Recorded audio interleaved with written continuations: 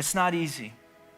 But you don't just forgive for their sake, for the person that has done that, but for your sake. And as you walk in forgiveness, it will bring redemption, I promise. The Lord is faithful and He is good, but let's understand what forgiveness is and what forgiveness isn't. I'm going to give you 5 things this morning that we learned through this story of forgiveness.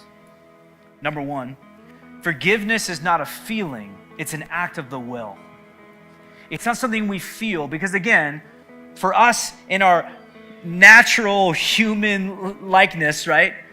It's not easy to just immediately go, I'm going to go for forgiveness. No, instead, you're going to go the opposite and you're going to defend. Because that's just who we are in our nature. When someone gets hurt, we want to defend, we want to fight against it. But forgiveness isn't a feeling, it's an act of will. We choose to forgive that person. It's a choice. Number 2, forgiving others does not mean we approve of what they did. Hear this. It does not mean we approve of what they did, but we have to have the heart of forgiveness. The forgiveness of sins does not mean we tolerate it or just excuse the behavior. This is not saying, hey, it's okay. Jesus forgives us of our sins, but that does not mean He approved of the sins. It doesn't mean He's okay with it. He's instead saying, no, I forgive you for it and I have something better. So we have to understand the heart and realize this, please, this morning. We're not doormats. We don't just let people over and over and over again do this. And let me explain this. We can forgive, and we often need to, and we should.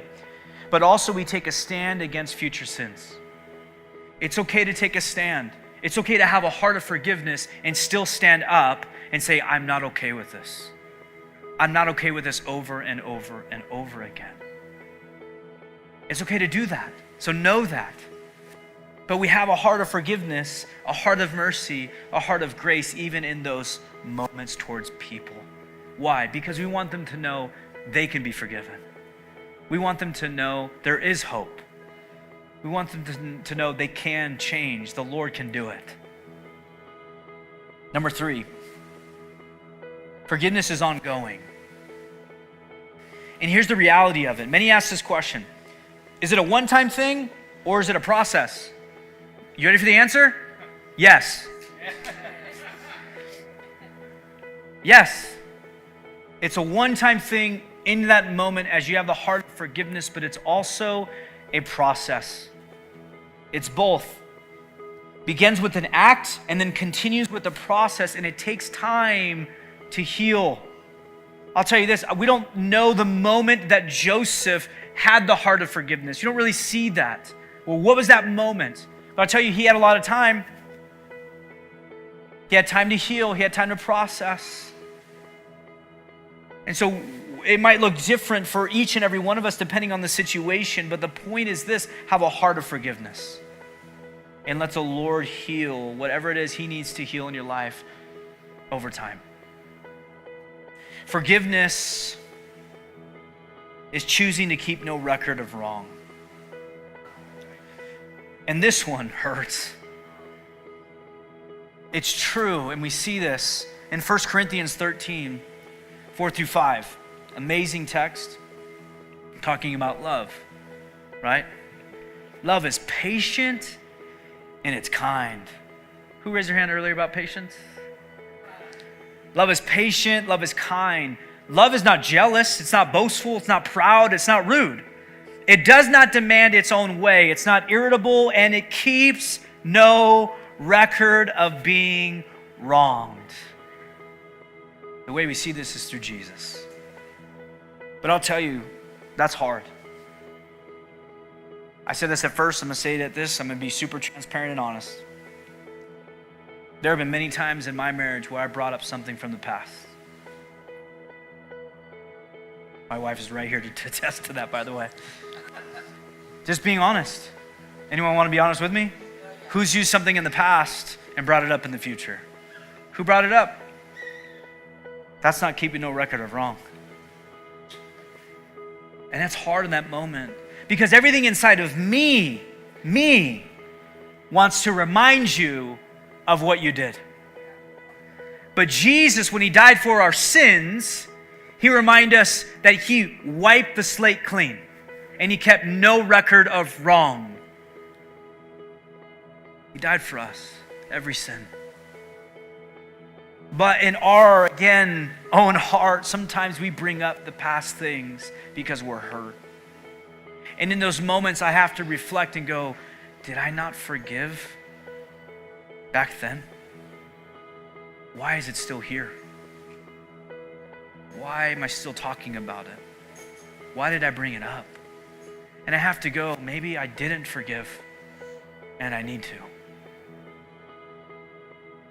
And oftentimes when people hurt us, we're reminded of those things. And here's the reality. The enemy wants to remind you of the hurt often, over and over and over again. Because he doesn't want you to be patient. He doesn't want you to be kind. He doesn't want you to not keep a record of wrong. No, instead he's like, remember? Here's the list. And every person that's on there. He reminds you of those things. But what we see here is forgiveness. It's choosing to keep no record of wrong. Number 5. Forgiveness is not the same as reconciliation. And here's why. Forgiveness is vital, 100%. And it's vital to reconciliation. But reconciliation requires 2 people, not just one. But as we've learned through this with the heart of Joseph, he chose to forgive no matter what. And even though they lived in the land and they did all these things, we can see at the end of this chapter that his brothers are still struggling. They're still struggling with their own issues and their own forgiveness. But he reminds them, yes, you meant evil, but God did it for good. Let me remind you of that, brothers. That's what he's saying to them. But it takes 2 people. So here's the thing. There might be a situation in your life where you have the opportunity to forgive, to choose forgiveness, and they may not want to do the same. It doesn't matter. What are you called to? You're called to forgive. And as we learned in the beginning, when we do this, we get rid of the bondage of bitterness, anger, and resentfulness, and we start to step into freedom and healing.